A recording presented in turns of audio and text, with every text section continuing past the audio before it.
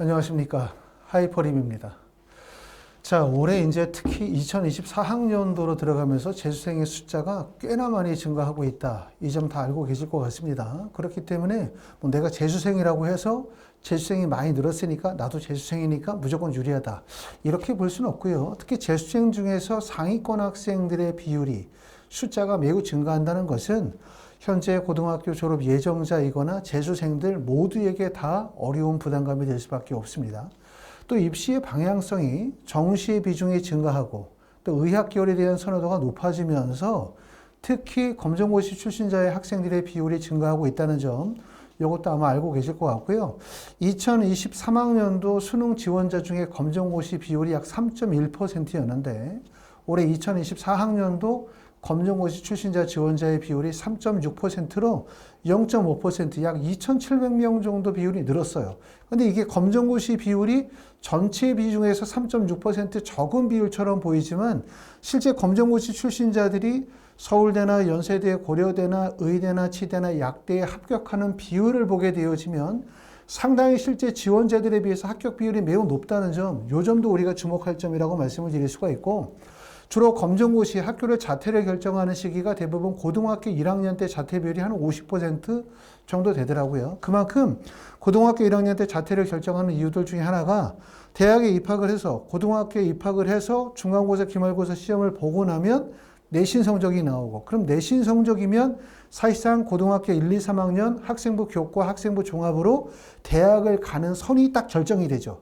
그렇죠. 이렇게 되어지면 많은 학생들이 고민을 할 수밖에 없어요. 왜? 수능으로 대학을 갈 것이냐 아니면 수시로 대학을 갈 것이냐를 결정해야 되고, 수능으로 대학을 가겠다라고 생각하면 사실 이게 고등학교 3년으로 끝나는 게 아니라 재수, 삼수로 이어질 가능성도 높기 때문에 어떻게 보면 학습에 대한 전략적 선택, 고민을 하실 수밖에 없습니다. 자, 올해 보시면 아까도 말씀을 드렸었던 것처럼 전년도에 검정고시 출신자들이 15,488명이었거든요. 근데 올해는 18,200명이 됐어요. 3.1%에서 3.6%로 0.5% 증가했고, 보시는 것처럼 2,712명이 증가를 했습니다. 검정고시 학생이 전체 수험생들 중에서는 사실 그렇게 많은 인원이라고 할 수는 없어요. 하지만 지금 보시는 것처럼 신입생 출신 고등학교 유형, 서울대, 연세대, 고려대, 성균관대, 서강대, 한양대, 중앙대까지를 보시는 것처럼 검정고시 출신자 과학고, 일반고, 외고, 국제고, 자사고, 영재고로 구분지어서 보시면 고려대학교 영재고 합격자가 2023년도에 50명, 약 1.09%일 때 고려대학교 검정고시 합격자의 비율이 61명으로 1.34%이기 때문에 고려대학교는 영재고의 학생보다 검정고시 출신의 합격자의 숫자나 비율이 더 높아요. 그만큼 검정고시는 3.6%의 낮은 비율이지만 실제 대학의 합격 비율 또는 의대나 상위권 대학의 합격 비율이나 숫자에 비해서는 매우 높다라는 점이고, 그렇기 때문에 이제 검정고시를 선택하는 학생들이 상위권 대학, 의학 계열을 목표로 일찍부터 검정고시와 수능 공부를 병행하는 경우들이 많다. 이게 이제 추세다. 이렇게 보실 수가 있는데, 자, 전체적으로 검정고시 합격생의 비율이 가장 높은 학교는 서울대부터 경희대 중에서 경희대학교가 비율이 제일 높죠. 1.62%로 보니까 93명을 2023년도에 선발을 했고요. 과학고의 선발 비율이 가장 높은 학교는 어디냐? 뭐 이건 생각할 필요도 없어요. 서울대학교가 3.22%로 113명, 일반고의 선발 비율이 가장 높은 학교는 경희대학교가 63.72%고요. 그 다음에 외고나 국제고의 선발 비율이 가장 높은 학교는 보시는 것처럼 성균관대학교가 10.12%로 422명을 선발하고 있습니다. 자사고의 선발 비율이 가장 높은 학교는 보시는 것처럼 서울대학교가 604명으로 17.2%에 해당이 되고, 그 다음에 영재고의 선발 비율이 가장 높은 학교는 당연히 서울대겠죠. 서울대학교는 355명 9.54%를 선발하고 있습니다. 대학들마다 전형의 방법이 좀 다 다르잖아요. 그렇죠? 그렇기 때문에 어느 대학에서 검정고시 학생들을 많이 뽑았다, 그렇다고 해서 다른 대학에 비해서 무조건 많이 뽑는다, 이렇게 볼 수는 없고 대학들마다 전형의 선택들이 있겠죠. 그렇기 때문에 우리가 이렇게 서울대, 연세대, 고려대, 성균관대, 서강대, 한양대, 중앙대를 보시게 되면 각 대학에서 어떤 전형에서 얼마만큼의 인원을 선발하고 있구나. 또 내가 가지고 있는 전형의 특징이나 나의 자격적 조건에서 유리한 대학이 어디겠구나 라는 부분을 판단하실 수가 있는데, 여기서 보실 수 있는 점들은 검정고시 합격생들이 상위권 대학의 합격 비율이 결코 낮지 않다는 점, 이 점을 말씀을 드리고, 왜? 전체 수험생들 중에서 약 3.6%밖에 안 되거든요. 3.6%밖에 되지 않지만 고려대 전체 합격생들 중에서 약 1%를 차지한다. 이렇게 생각해 보면 재수생이나 재학생의 비율, 작년 같은 경우에 재수생의 비율이 31%, 그럼 재학생의 비율이 69%예요. 69%지만 실제 고려대 같은 경우에 재학생이 합격하는 비율이 약 30%, 40%밖에 안 되기 때문에 그만큼 검정고시 합격 비율이 매우 높다. 이 점으로 우리가 확인하실 수가 있고, 서울대부터 경희대학교까지 2023년도와 2022년도의 선발 인원, 실제 합격한 학생의 숫자의 변화를 보면 서울대학교는 2022년도에는 40명이 합격을 했는데 2023년도에는 28명으로 인원이 12명이 줄었죠. 22명이. 왜 줄었을까? 12명이 줄은 이유는 아시는 것처럼 작년도부터 서울대학교 정시전형에서 교과평가가 반영이 되어지기 때문에, 그만큼 교과평가가 반영이 되어지면 검정고시 학생들에게 좀 유리하지 않다. 이렇게 보실 수가 있고, 서울대학교는 정시 전형 2개의 전형에서 내신 성적이 다 반영이 되어지고 있어요. 하지만 고려대학교는 2개의 전형 중에서 하나의 성적에서만, 교과 우수자 전형에서만 내신 성적이 반영이 되고 일반 전형에서는 내신 성적이 반영이 되지 않기 때문에 뭐 그렇게 검정고시 학생들이 꼭 불리하다고만 보실 수는 없을 것 같고요. 연세대학교는 66명을 선발해서 전년도보다 5명이 늘었습니다. 고려대학교는 41명에서 61명으로 20명이 늘었고요. 성균관대학교는 10명이 줄었고, 서강대학교는 2명이 늘고, 한양대학교는 37명에서 54명으로 인원이 늘었죠, 합격생이. 중앙대학교는 2명이 줄었습니다. 경희대학교는 79명에서 94명으로 합격생의 숫자가 늘었는데 이 추세는 계속하겠죠. 왜냐하면 검정고시 합격생들이 계속 늘고 있어요. 그리고 그 합격생들 중에서 학교 생활에 부적응해서 검정고시를 선택하는 학생들이 아니라 서울대, 연고대를 목표로 삼거나 의대를 목표로 삼기 때문에 전략적으로 검정고시를 선택하는 상위권 학생들이 늘고 있다는 점. 그렇기 때문에 결국은 검정고시 학생들이 늘고 상위권 학생들이 느니까 당연히 상위권 대학의 합격 비율이 점점 늘어날 수밖에 없을 것 같습니다. 자, 그럼 실제 합격하는 학생들은, 검정고시 합격하는 학생들은 어떤 전형으로 주로 합격이 이루어지고 있는지 전형명 분석을 한번 해보도록 하겠습니다. 가장 중요한 거는 당연히 검정고시 학생들에게 제일 유리한 거는 수능 전형이겠죠. 보시는 것처럼 서울대부터 경희대학교까지 중에서 선발 비율이 가장 높은 거는 수능이에요. 그리고 아시는 것처럼 수시와 정시의 선발 비율에서 서울의 18개 대학의 정시 선발 비율은 대략적으로 40% 정도, 또 의대 같은 경우도 정시 선발 비율이 거의 40% 정도 비율이기 때문에 어떻게 보면은 수시보다 정시의 선발 비율이 훨씬 높죠. 왜?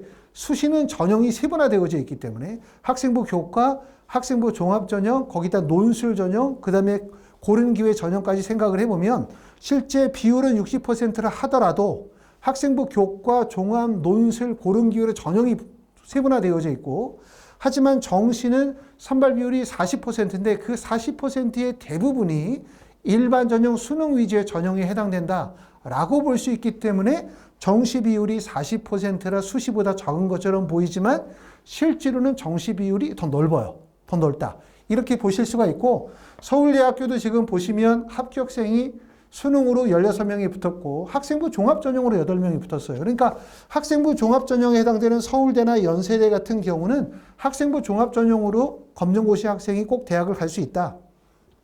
검정고시를 선택하면 무조건 정시로만 대학을 갈 거라고 생각하는 게 아니라 수시 전형에서도 논술 전형뿐만 아니라 학생부 교과 전형 또는 학생부 종합 전형으로도 검정고시 학생들이 합격할 수 있다는 점, 요 점 좀 잘 알아두셔야 될 것 같고, 그렇기 때문에 이제 만약에 검정고시로서 대학을 가려고 한다고 한다면 수능 위주의 준비도 중요하지만 수시에서 논술이나 학생부 교과나 학생부 종합 전형으로 대학을 할 수 있는 입시의 전략을 잘 짜는 것도 중요할 거라고 생각합니다. 연세대학교는 수능에서 38명, 논술에서 8명, 학생부 종합에서 9명, 그 다음에 실기실적에서 8명이 합격이 됐고요. 고려대학교는 논술 전형을 실시하지 않기 때문에 고려대학교는 51명이 수능에서 합격을 했고 기타 전형에서 정원 외선발로 10명이 합격을 했습니다. 자, 경희대학교는 보시면 위에 남아있는 모든 대학들 중에서 선발 인원이 가장 많은 학교가 경희대학교고 경희대학교가 93명을 검정고시 학생을 뽑았는데 그중에 51명이 수능, 그 다음에 14명이 논술 전형, 학생부 종합 전형에 1명, 실기 실적 전형에 18명이니까 모든 대학이 수능에서 검정고시 합격생들의 합격 비율이 가장 높고요. 그 다음에 학생부 종합 전형에서 유리한 학교는 서울대학교, 연세대학교가 가장 유리하다고 보실 수가 있을 것 같고 그 다음에 논술 전형은 성균관대, 서강대, 한양대, 중앙대, 경희대에서 논술 전형으로 합격의 비율이 높습니다. 실기 실적 전형은 한양대, 중앙대, 경희대 쪽에서 합격 비율이 높고 연세대 같은 경우는 특기자 전형에서도 합격의 비율이 높습니다. 이만큼 이제 어떻게 보면은 검정고시 출신의 학생들이 옛날에는 학교 부적응으로 이탈하는 학생들이 많지만 사실은 상위권 대학을 목표로 전략적 선택을 한 학생들이 높기 때문에 어찌 보면 상위권 학생들이 집중이 되어져 있다고 보실 수가 있고 또 학생들이 학교를 가면서 소모되어지는 많은 시간들을 자기 공부 시간으로 또 일찍부터 재수생과 똑같은 공부의 패턴을 유지하면서 많은 양의 학습들을 진행을 하다 보니까 조기에 공부가 완성이 되어지는 장점을 가지고 있는 것 같습니다. 자, 하이퍼리비에서는 저희가 이제 11월 1일 날 검정고시반을 개강을 합니다. 개강을 하고 학원에서 진행하는 가장 특징적인 포인트는 검정고시와 수능 대비를 병행한다고 보실 수가 있고 지금 이제 자퇴하셨던 분들은 4월에 진행하는 검정고시 1차 시험에 응시하실 수가 있을 텐데 물론 자퇴하시고 난 다음에 6개월이 경과해야만 가능하니까 4월에 시험을 보실 수가 있고 만약에 4월에 시험이 어려우신 분들은 8월에 시험을 응시하시면 되겠죠. 하지만 검정고시 시험이 그렇게 어려운 시험이 아니기 때문에 평상시에 검정고시에 맞춰서 공부하실 필요는 없어요. 수능 중심으로 진행하시면 될 것 같고 또 학생들마다 만약에 검정고시 준비가 많이 안 돼 있다라고 하는 분들은 학원에서 검정고시에 대한 대비도 같이 병행해서 진행하도록 할 겁니다. 하지만 대부분의 학생들은 사실 수능 준비를 하게 되면 자연스럽게 검정고시가 준비가 되기 때문에 그만큼 학습에 대한 부담은 크지 않은 상태에 있고요. 저희 학원에서 진행하는 수업의 프로그램은 3가지 방식을 진행을 합니다. 첫 번째는 독학재수 프로그램. 독학재수는 별도로 학원에서 수업을 듣는 것이 아니라 학습에 대한 관리, 입시에 대한 관리, 또 학습에 대한 점검을 진행하게 되어질 거고 학생들이 인터넷 강의를 듣거나 외부 수업을 병행하면서 진행하는 프로그램이라고 보실 수가 있고요. 두 번째는 독학재수 프로그램을 병행하면서 한 과목이나 두 과목의 1대1 수업을 병행하는 프로그램도 가능합니다. 그걸 취약 과목 독학재수라고 부르고요. 세 번째는 성공재수 종합반이라고 해서 국어나 수학이나 영어나 과탐을 1대1 개인 맞춤형 수업과 그룹 수업을 병행하는 구조의 수업도 진행합니다. 어떤 방식으로 수업을 진행을 할지 이 부분은 이제 학원에 오셔가지고 나중에 상담하시고 테스트를 보고 난 다음에 전략을 짜드릴 거예요.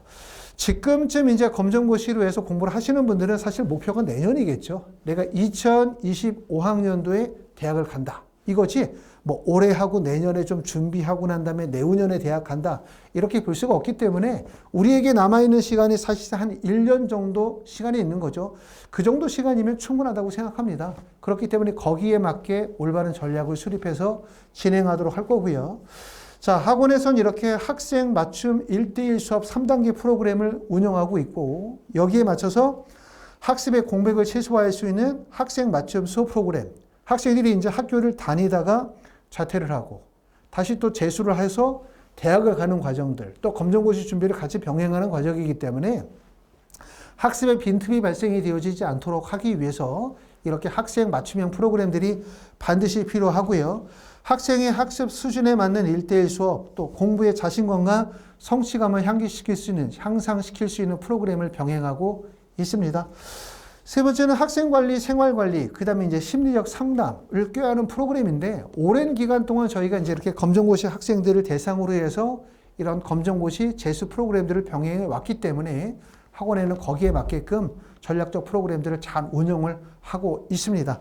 자, 이번 시간에는 이제 저희 학원에서 진행하는 11월 1일 검정고시 특별반 개강에 맞춰서 아까 말씀드렸던 것처럼 실제 검정고시 학생들의 입시의 결과를 우리가 한번 생각 좀 해보고 과연 검정고시가 대학을 가기 위해서 어떤 준비를 하는 게 좋은지 또 어떤 전형이 적합한지 대학들마다 얼마만큼의 인원을 선발하고 있는지를 한번 대략적으로 살펴보는 시간을 가졌습니다. 자, 11월 1일에 개강하는 검정고시 특별반에 관심이 있으신 분들은 전화 주시면 저희가 자세히 상담드리고 안내하도록 하겠습니다. 감사합니다.